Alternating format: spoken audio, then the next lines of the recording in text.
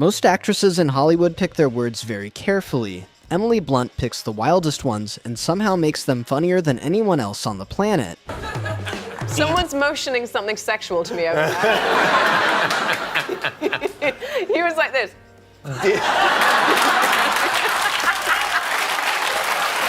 And that's within the first 10 seconds of a red carpet interview. Shut the f up! Most celebrities spend years learning what not to say in interviews. Emily seems to treat that list like a challenge. I'd probably go for the balls, right?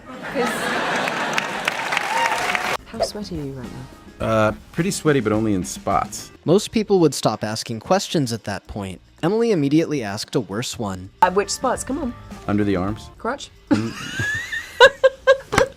Yeah, when you said it was hot as balls, it's hot as my balls. It's hot as my balls. When you sweat, where do you tend to sweat from? But nobody, and I mean nobody, brings out Emily's savage side quite like Dwayne Johnson. No! No, I didn't! Where are you going?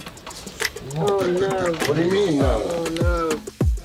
Alright, enough put up. Anyway, enough. so, No, listen. The company's doing great, okay? You're doing great. And when The Rock started bragging about his follower count, she had absolutely zero patience for it. guys, I don't count. Just the most followed American in the world. I Listen, don't know. it's I don't gross. know. It's Whatever. gross. Move on. Next question. So I don't gross. know. God delivered. I signed for it. This is your new favorite, and do you notice it never quite gets a laugh? No. It never does. The roasting didn't end there. Watch her casually manipulate him into paying for everyone's food for the entire day. Good news is everything's on DJ today. Every shot, every bit of French toast, every jungle mandarita, it's all on him for the whole day. Right, Tits? All on you. Say yes, and yes, say yes. Yes. Jesus Christ. Okay. Here's the thing about Emily Blunt. She's just as savage about herself. Watch her describe what happened when she tried to flag down a cab in France.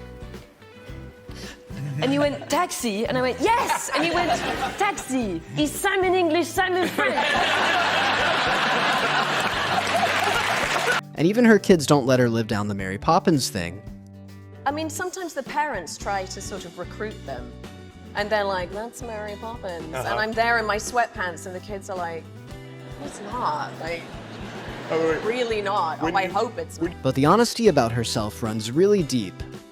This next one, nobody asked her to go this far.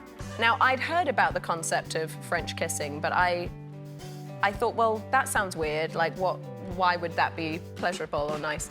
And it wasn't. It was not at all. And it was just, I was just like horrified by the whole thing. And I just remember surreptitiously sort of like wiping my mouth afterwards. You know, it was just horrible. Ashley slipped you the tongue. Oh, massively. Well, not slip. That sounds kind of delicate. It's like, I'm not saying Ashley was, you know. Once Emily starts a story, there is no off switch. Not even a kid on set could stop her. Before I had this mammoth monologue, I remember, like, really fast-paced monologue. I was just trying to focus for a second. They were like, okay, rolling.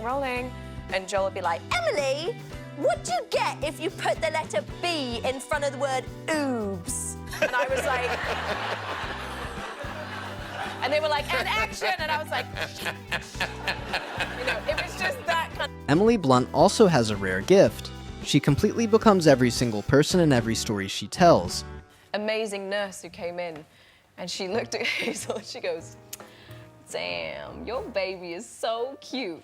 And I went, "Oh, really?" She went, "She is gorgeous." And I went, "Hey, Mabel, I think you say that to all the mothers." And she went, "No, I don't." Nobody was safe from Emily's impressions, not even Tom Cruise. But the impression makes a lot more sense once you hear what actually happened on the set of Edge of Tomorrow. I tear down this path, and Tom's being very quiet behind me, and suddenly I just hear him under his breath as I approach the right-hand turn. I hear him going, "Brake, brake, brake, brake." Brake, brake, brake, brake. Oh God, and brake, brake, brake, brake. Oh, and brake the car, brake the car. And I left it too late, and so drove us into a tree. And I remember looking at him, and he was like, "Guys, please roll. Please roll." And I just looked at him, and I just went, "This sucks," like that. And he looked at me and he goes, It's a challenge. Then came the 2024 Oscars. Standing right next to Ryan Gosling, she delivered the sharpest punchline of the entire night. I'm just happy that we can finally put this Barbenheimer rivalry behind us. That's right. That's right. Here's Ken and Kitty. Just leaving all that fodder in the dust, guys, right?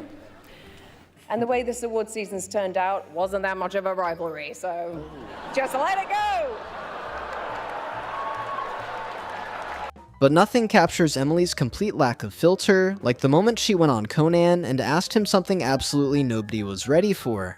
I was saying, like, is it just unbelievably painful for a guy when you get kneed or punched in the balls or anything like that? And he was like, it's like unbelievable. Like, you can't compare it to getting punched in the boob. It doesn't compare. Because I was like, well, surely it's probably the same if I get punched in the tit or something. And he was like, not at all the same. And then he said something which I found very interesting, that he said, I think it would be more painful. I can't believe I'm talking about this, and I want to ask you if this is true. More painful sometimes, like a tap on the ball might be as painful as a punch in the ball. Is this true? I'm glad you asked. And when Robert Downey Jr. spent an entire press tour trying to roast her, she waited. And when she fired back, it was all over. Ignore Emily. She ate a bad clam last night at one Q&A. Ignore Emily. She's tripping on mushrooms at another. Go easy on Emily tonight. She's had a few margaritas. Yeah. Emily's peeking on a weed gummy right now. And ignore Emily. She's wearing a Z-pack of rash cream. No. Oh. Listen, here's the thing. This is going to be such low-hanging fruit because I've lost my voice. I sound like I've been raving. I could be on a weed gummy for all we know. How did you lose your voice? Because I was screaming at you to take a Z-pack for your chlamydia that you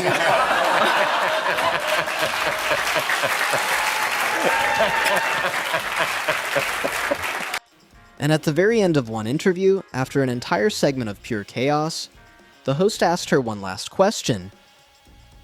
All right, Emily, last question. How do you think this interview went? I think it went really well. But next time, bore someone else with your questions. Yeah, but I thought this was going well. Just kidding. It's not even my line. No filter, no breaks, no regrets. Just Emily Blunt, funnier than anyone in Hollywood and completely aware of it. Twitter account. What would your handle be? What's a handle?